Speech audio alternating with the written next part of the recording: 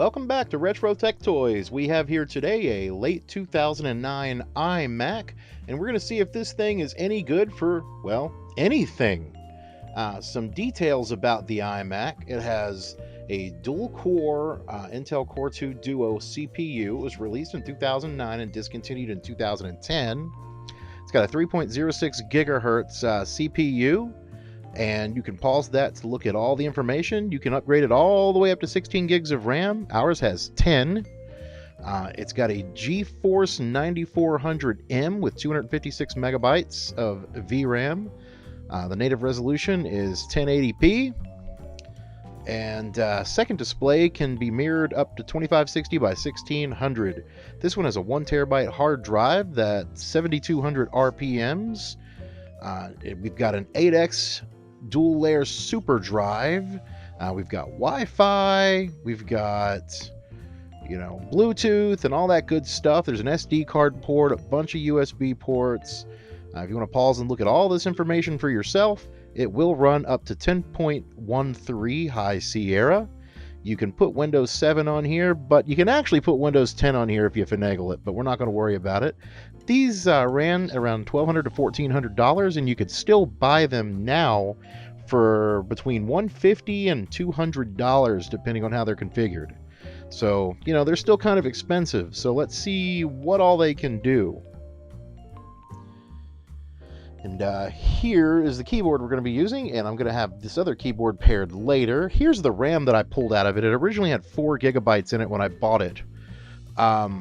I took all that out, and I just replaced it with a bunch of RAM chips that I had around the house. I used whatever I had, so I got it up to 10 gigabytes. We've got a little crack here on the screen. That's not that big a deal. You can buy a new replacement glass for like $20, but it doesn't really affect anything. Here's a headphone jack, microphone jack, a bunch of USB ports, an Ethernet port, display ports, all that good stuff. And there's the power button. And here's the dual layer super drive and the SD card slot. Now this iMac has a couple of scuffs and so forth on it, but I'm not worried about that. We're going to go ahead and get High Sierra reinstalled onto this thing. And it came with High Sierra when I bought it, but it was the previous owner's installation, and I want to do a fresh one. So that was as simple as formatting the hard drive and going into recovery and hooking up to Wi-Fi and downloading the new update. And let's go through all this super fast. We don't need to worry about any of this. I'm going to just get right through it. You guys have probably seen this thousands of times. If you have a Mac, you've definitely seen this thousands of times.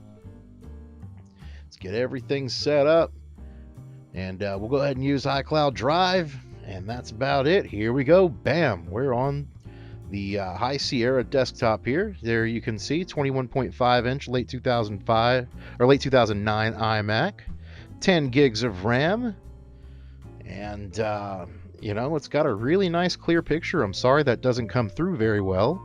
As you can see there, I've got 4 gigabytes and a bunch of 2 gigabyte chips. That's all I have. I'm going to get a bunch of 4 gigabyte chips really soon, but that will do for now.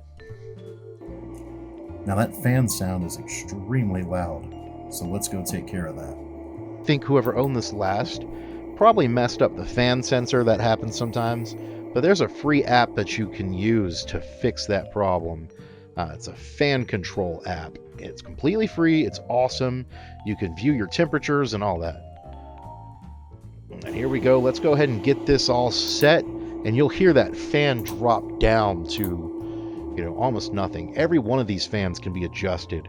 And then you have a temperature monitor right there, like I said. So if you need to kick them back up, you can. You can even do custom settings based on the sensors and based on the temperatures and all that.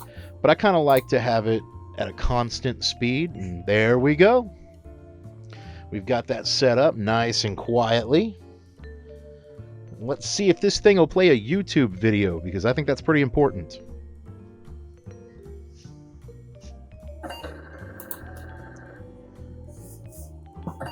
Seems to be playing a YouTube video just fine.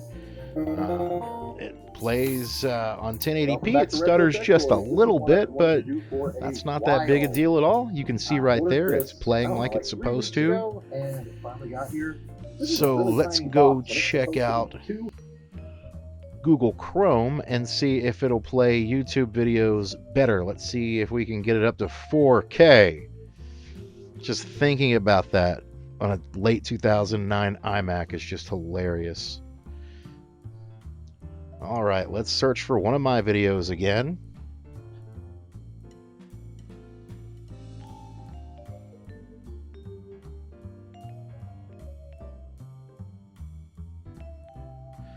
All right, let's find a video that is capable of being scaled up to 4K. I know I do have a couple. All right, this one's playing at 720. Let's scale it up and see what happens.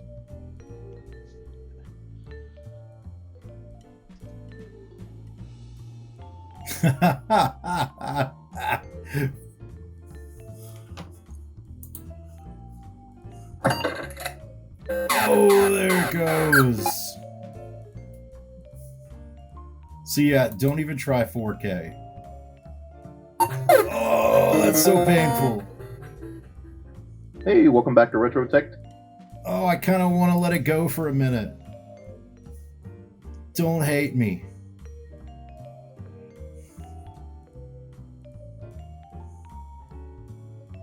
Toys. I have these awesome Walmart exclusive. Okay, it's done. Let's try 1440.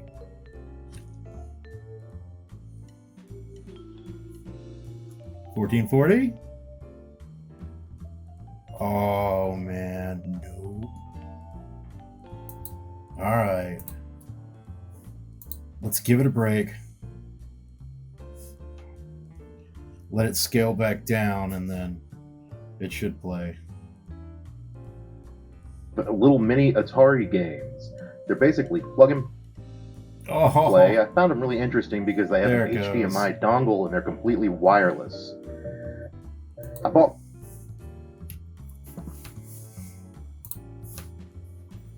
So it's not doing 2160 or 1440, but it'll do 1080 and below just fine.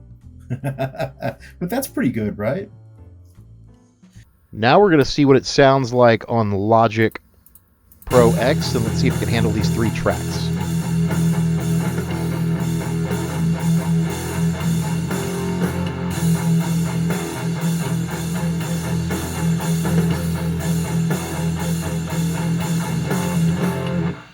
Seems to handle Logic Pro X just fine. Very sorry about the focus on my camera. It just went berserk. I have got to get that replaced. But here is Adobe Photoshop. I've just kind of zoomed in on the picture. You can see we've got a little bit of a beach ball of death here, but it eventually gets everything ready to go. Just takes about 20 or 30 seconds. I think this is because this is the first time I've run this after installing. So let's see what we've got here. Let's see what we can edit.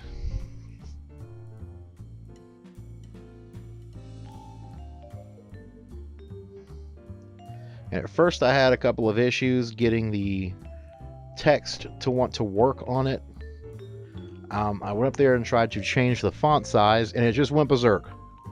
But that's okay. Once I got it loaded up for a second, it worked really well. You can see now I'm typing something. I'll go in there in a minute and adjust the font size and add some effects and all that good stuff. And I mean, it's really working well now. It was just that initial firing up of the program that had a bunch of problems. So I would think if you ran this multiple times after this, it would probably be just fine. I don't know. I just think it had a problem with that very first boot up into the program. But yeah, you can edit text on it. Let me add some effects. I'm just going to go insane and like add all of the effects just to show, you know, how well it works and all that good stuff. And we'll adjust the drop shadow. And, you know, I'm trying to be as detailed as possible on this video. Lord knows my camera focus is not helping me, so hopefully, you know, I'll be as detailed as I can with the information, and that'll help you guys out to make your decision on whether or not you want to get one of these.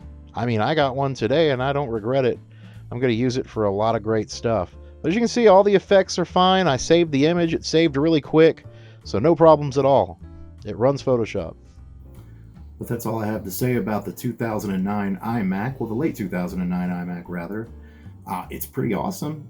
You can get it up to 16 gigs of RAM. It runs High Sierra. With some hacks, you can get it to run Mojave and Catalina. So, that's pretty cool. It'll run Logic Pro X, iMovie. It'll run the Adobe Suite. It's a little bit slow because, it's 11 years old. But for an 11-year-old computer, it's pretty awesome. So, would this thing be useful in 2020? Yeah, it would be. I'm going to use it because I do audio recording as well. I'm going to do this to record all of my original songs and stuff on. So I'll be using this for that. That's what I got it for. And after I do a couple more tweaks, get 16 gigs of RAM in there and all that good stuff, it's going to be awesome. So that's all I have to say about this guy. The late 2009 iMac, fantastic for 2020. It's a pretty good bargain. I mean, $200 or less, and you get access to everything that you would want to do on Apple, aside from being a mega power user and wanting to use like Final Cut Pro. So that's it. Pretty awesome, wouldn't you think? I do. But that's all I've got for today, and we'll do some other stuff with this guy later. See you next time.